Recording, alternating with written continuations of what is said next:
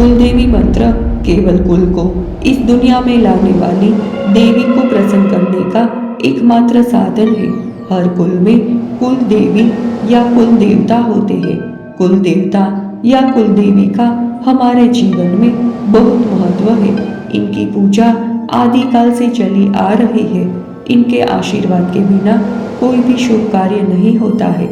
ऐसे बहुत से लोग हैं जिनको अपने कुल देवता का तनिक भी ज्ञान नहीं है। उनका कुल देवता कौन है उनको मालूम ही नहीं होता है। तो चलिए आज हम आपको कुल देवी या कुल देवता कौन होते हैं इस विषय पर चर्चा करते हैं। कुल देवी या कुल देवता वे देवी या देवता है जो परिवार की रक्षा के लिए सदैव सुरक्षा घेरा बनाकर रखते हैं। एक सुरक्षा कवच की तरह परिवार के सभी सदस्य की रक्षा करते हैं। हम जो भी धार्मिक कार्य करते हैं उसका पुण्य या फल परिवार की रक्षा के लिए पहुंचाते हैं। यानी एक तरह से वे भगवान से संपर्क जोड़ने का काम करते हैं। कुल देवी के आशीर्वाद से ही कुल वंश की उन्नति होती है। कुल देवी या देवता का स्थान घर में या फिर घर के बाहर भी होता है, जिनकी पूजा आपके परिवार वाले ही करते हैं। सभी लोगों की कुल देवी या देवता अलग अलग होते हैं। अब जानते हैं कि कुल देवता के रुष्ट होने से क्या घटित होता है। किस तरह हमें मालूम चले कि कुल देवता हमसे रुष्ट है। अगर आपके परिवार के कुल देवी रुष्ट या फिर कुल देवी की पूजा नहीं करते हैं तो घर के पूरे परिवार को कई परेशानियों का सामना करना पड़ता है। आपने देखा होगा कि कई ऐसे लोग होते हैं जो बहुत पूजा पाठ करते हैं, बड़े धार्मिक होते हैं, फिर भी उनके परिवार में सुख शांति नहीं रहती है। डिग्री प्राप्त करने के बाद भी बेरोजगारी, परिवार के सदस्यों के बीच लगातार झगड़ा, अनावश्यक खर्च, कोई बचत नहीं, विलंबित और दुखी विवाह, बच्चों के जन्म में देरी और बच्चों में विकृति, इन सभी समस्याओं का सामना करना पड़ता है।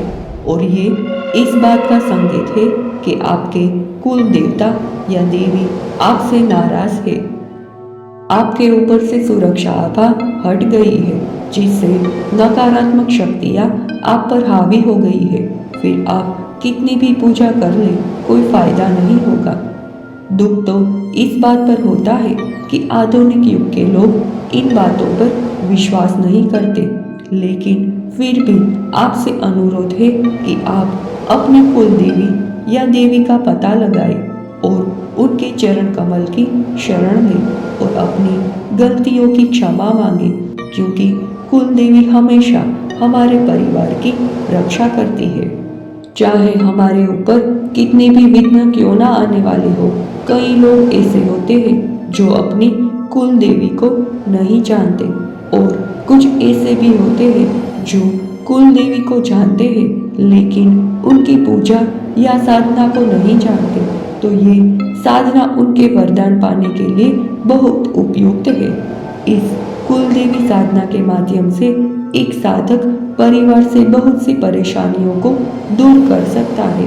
साधना धन और खुशी के सुचारू और समाज प्रवाह को सुनिश्चित करती है। अभाव और रोग जीवन से मिट जाते हैं। साधना केवल कुल देवी को प्रसन्न करती है और आशीर्वाद देती है। तो चलिए हम पहले कुल देवी की साधना में लगने वाली सामग्री को समझ लेते हैं। आपको 3 नारियल लेने हैं जिसमें पानी हो, लाल वस्त्र, 9 सुपारी, 8 या 16 श्रृंगार की सामग्री, 9 पत्ते खाने के लिए, 3 घी का दीपक, कुमकुम, हल्दी, सिंदूर, मौली और 3 प्रकार की मिठाई। ये साधना शुक्ल पक्ष की 12, 13, 14 तिथि को रात्रि के 10 बजे से करनी है। सबसे पहले आप स्नान करके अपने शरीर को स्वच्छ कर लें और पूजा स्थान पर गंगा जल का छिड़काव करें और बैठने हेतु वस्त्र आदि उचित आसन को बिछाएं। इसके बाद आप सर्वप्रथम नारियल की कुछ जटाएं को निकाले और कुछ बाकी रखे। एक नारियल को पूर्ण सिंदूर से रंग दे, दूसरे को हल्दी और तीसरे नारियल को कुमकुम से, 3 नारियल को मौली बांधे और बाजोट या फिर चौकी पर लाल वस्त्र बिछाकर नारियल को स्थापित कीजिए। हर नारियल के सामने 3 पत्ते रखें, पत्तों पर एक एक सिक्के रखें और सिक्के के ऊपर सुपारियां स्थापित कीजिए। गुरु पूजन और गणपति पूजन संपन्न कीजिए। जो पूजा स्थापित की है उन सब की चावल, कुमकुम, हल्दी, सिंदूर, जल, पुष्प, धूप और दीप से पूजा कीजिए। जहाँ सिंदूर वाला नारियल है वहाँ सिर्फ सिंदूर ही चढ़े, बाकी हल्दी कुमकुम नहीं। इस प्रकार से पूजा करनी है और चावल भी 3 रंगों में रंगाने हैं। अब 3 दीपक स्थापित कर दीजिए और कोई भी मिठाई चढ़ा दे। लाल मूंगे की माला से 3 दिन तक 11 मालाएं मंत्र जाप रोज करनी है। मंत्र इस प्रकार है: ओम ह्रीं श्रीं कुलेश्वरी प्रसिद्ध प्रसिद्ध एम नमः। इस पूजा में चाहे तो दुर्गा जी अथवा काली जी का मंत्र जाप भी कर सकते हैं, किंतु साथ में तब शिव मंत्र का जाप भी अवश्य करें। साधना समाप्ति के बाद प्रसाद परिवार में ही बांटना है। श्रृंगार पूजा में कुल देवी की उपस्थिति की भावना करते हुए चढ़ा दे और माँ को स्वीकार करने की विनती कीजिए।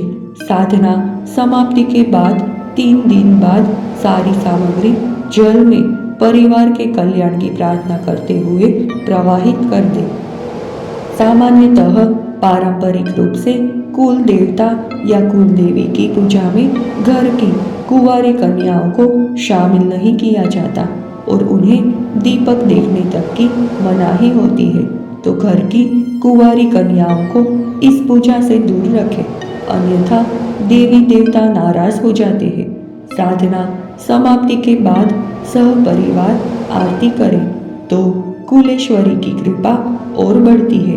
अगर ये जानकारी आपके लिए तनिक भी सहायक सिद्ध हुई हो तो वीडियो को लाइक करके कमेंट में अपने कुल देवता का नाम ज़रूर बताएं।